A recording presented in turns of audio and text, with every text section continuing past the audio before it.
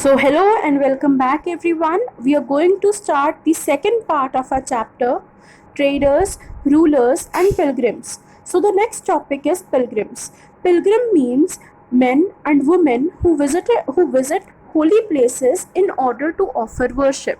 So, there were many Chinese Buddhist pilgrims who visited India about many years ago. Some of the famous examples are first Fahin. Fahin visited India about 1600 years ago. Then comes Huanzang, who visited India about 1400 years ago, and then I King, who visited India about 1350 years ago.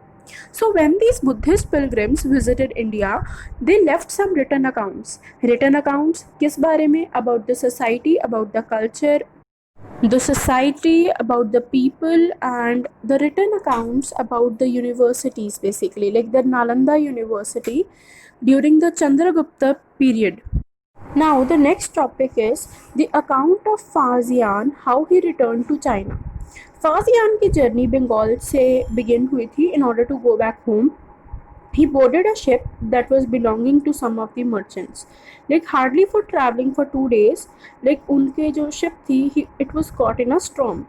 तो जो दूसरे merchants थे उन्होंने क्या किया, अपना सामान उन्होंने सी में गिराना शुरू कर दिया, क्योंकि in order to lighten the load and save the ship from drowning. So Faxian उसने क्या किया, he threw his personal belongings but he kept the statues of Buddha and the manuscripts he collected.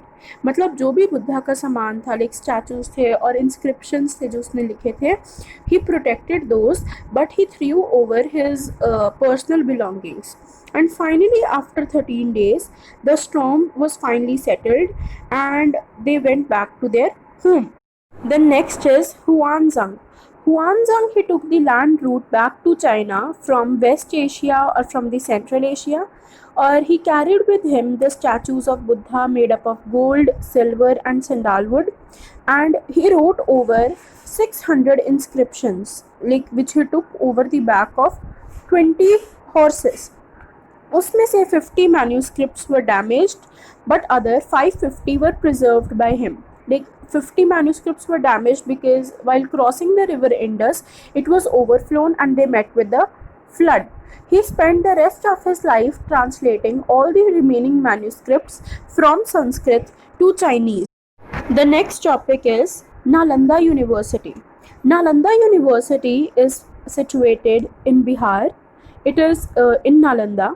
Many of the Buddhist pilgrims like Huanzang, Fahin, they spent most of their time in this monastery, in this famous Buddhist monastery.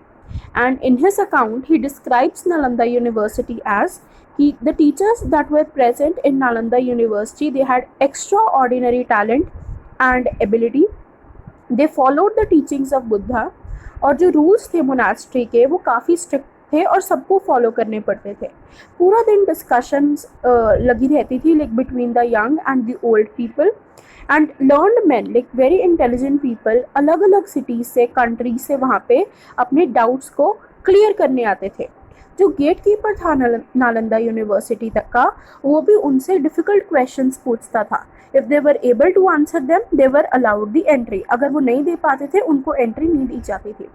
और उस 10 students में से like basically आप ये समझ लो 7 और 8 students को उसका आंसर नहीं पता होता था. So the next topic is the beginning of भक्ति.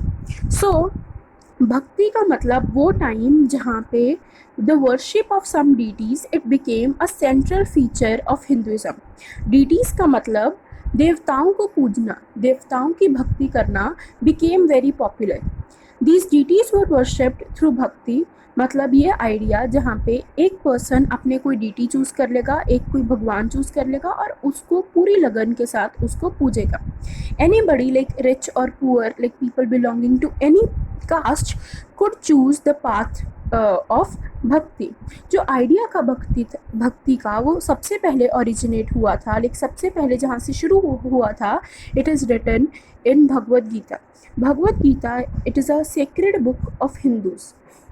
Now, those who followed the system of bhakti basically emphasized the devotion and individual worship of God and goddesses, matlab rather than performing elaborative sacrifices. According to this system, a devotee worships the chosen deity with a pure heart.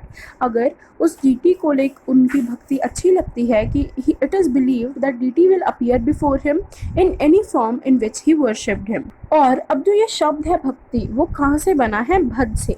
भज का मतलब to divide और to share, मतलब एक intimate two way relationship between a deity and a devotee. Bhakti Bhagavad Gita की तरफ भी point करती है. अगर हम उसको मतलब ट्रांसलेट करें भगवत को, विच मीन्स गॉड, मतलब the one who possesses and shares bhaga, मतलब if we worship some deity we will get a portion or a share of good fortune, bliss from the deity. These deities were represented with special images. Because of that, they were kept in special homes known as temples. Bhakti also inspired some of the best expressions of art, architecture, sculpture, poetry, etc. जो word Hindu है, हिंदू बना है Indus river से, and this word was generally used by Arabs or by Iranians for the people to refer to the people who lived to the east of the river Indus. So that's it. Thank you so much for watching the video. Please do like, share and subscribe. Thank you.